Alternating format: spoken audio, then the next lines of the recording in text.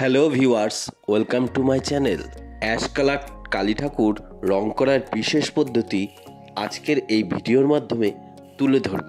ভিডিওটি স্কিপ না করে শেষ পর্যন্ত দেখুন। আর ভিডিও সম্পর্কে আপনাদের যদি কোনো মতামত থাকে তাহলে অবশ্যই আমাকে কমেন্ট করে জানান। অ্যাশ কালার কালী ঠাকুর রং করার ক্ষেত্রে কালী ঠাকুরের গায়ের রংটি আমরা দিয়ে নেব, যা আমরা আগে থেকে তৈরি করে রেখেছি। গায়ের এই রংটি তৈরি করেছি আমরা কালোর সাথে সাদা মিশিয়ে। কালো বা সাদা রং বলতে এখানে কালো রংটি হচ্ছে দানাকালি এবং সাদা রংটির ক্ষেত্রে খড়ি মাটি ইউজ করেছি। দানাকালিটি যেহেতু দানা আকারে থাকে সেহেতু আগে থেকেই রংটিকে ভিজিয়ে নিয়ে লিকুইড করে নিয়েছি।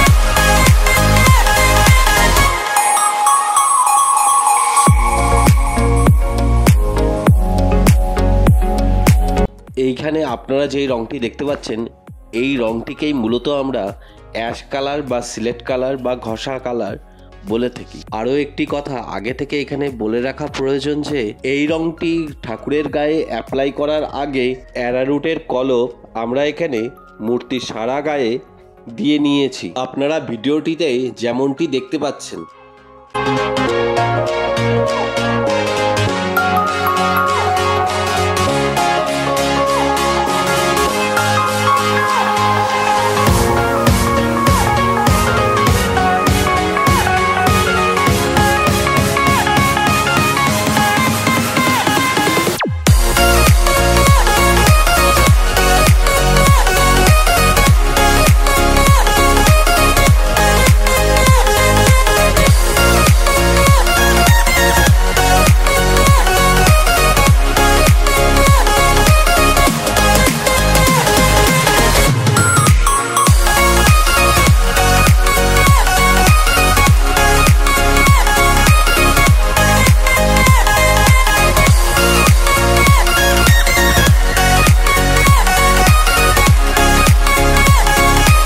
আজকের ভিডিওটি এই পর্যন্তই।